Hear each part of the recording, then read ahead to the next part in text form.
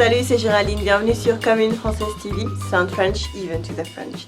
This episode won't be as fun as usual. I want to talk about the sad events of life and what to say when they happen. Readers in the past asked me to help them to comfort a friend via a written message or advice on what should I do or say to help. So this is what we're going to learn together today. No one really knows what to say in such circumstances, even in their own language. You want to share your feelings and your sympathy, but the French words might fail you. I'm talking about events such as departures and goodbyes, illness and, unfortunately, death. Before we start covering these topics, a quick note. If you have a cousin, a friend or neighbor in pain and wish to write a card or say a few words to her or to him, do it. Your bad grammar or your lack of French vocabulary doesn't matter. Comfort is way more important than French mistakes. It will mean the world to the person in pain. It seems like common sense, but I know that sometimes when confronted with such events, we may be a bit stupid. So it's worth saying, help your friend, don't bother about your grammar. Departures and goodbyes. A French poet famously said, "Partir, c'est mourir un peu." Living is like dying. It happens frequently. Your best friend is relocating on the other side of the world. Your coworker is having un pot de départ, or you have to change cities. It's not the end of the world, especially with modern communication technology, but you will miss each other. There's no perfect way to say goodbye, but we can try. French has several ways to express the word goodbye. The most usual is au revoir, au revoir. It's the day-to-day world. You say it to your friends and your baker as well. It implies that you intend to see the person again someday. But it's not a hard and fast rule. It's just the usual goodbye. Add tu vas me manquer. Tu vas me manquer. I will miss you if you feel like it. For particular occasions, instead of saying au revoir, you might want to say adieu. Adieu. It's much stronger and even a bit old-fashioned. You can use it in formal, even ceremonial goodbyes. But be careful because adieu in France, not necessarily in Belgium and Switzerland, implies that you won't see the person ever again. So it can also be taken as hurtful. Don't say that, for example, to your family.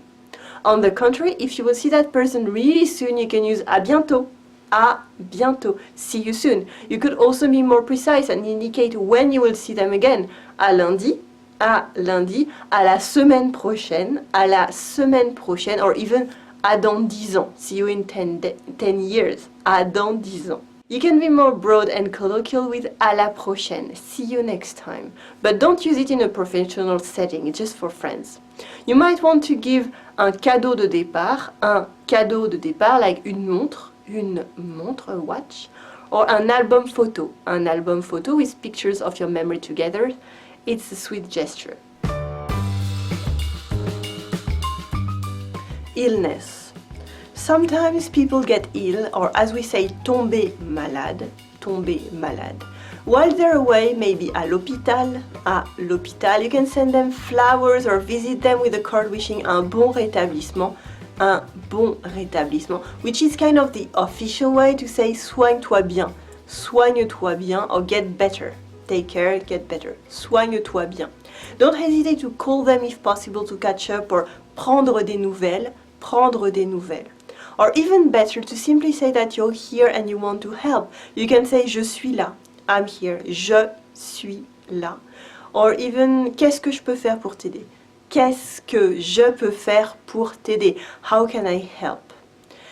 But this is a general rule for any rough patch in life, really, especially the next one. Grief. It happens eventually and it's really sad. Someday your old friend will just tell you that his favorite great-aunt passed away. Elle s'est éteinte, he says, or elle nous a quittés, or elle est décédée, which are several euphemisms for dying in French. You want to share your sympathy, so you say you're sorry for his loss. You can say je suis désolé, or you can fall back on the traditional words mes sincères condoléances. This is a bit formal, but it's heartfelt. Your friend answers merci. He mentions maybe something about la cérémonie, les funérailles, l'enterrement, or la crémation. These are several synonyms for her funeral. He needs to send des faire-part, paper invitations for the people she used to know. You want to help him during le deuil, the grief. He's grieving, le deuil. Don't hesitate to invite him for dinner so he doesn't have to cook by himself during this tough time.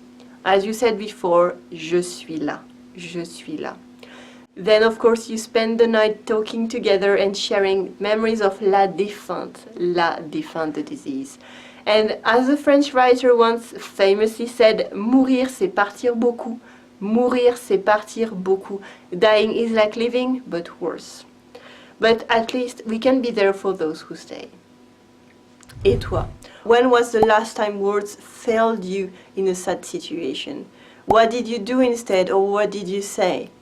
Share your experience in French if you dare, especially today, because it's very interesting. It's a very interesting topic and very helpful. In the comments below, we can all learn from your story. The comment section is the best place to store discussions and ask me questions.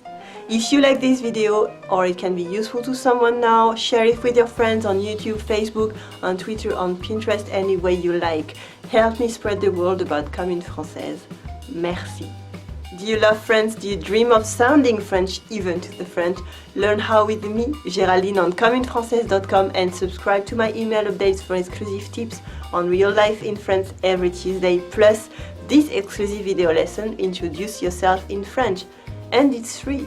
Merci for watching Comme Française TV, sound French even to the French. Allez, salut!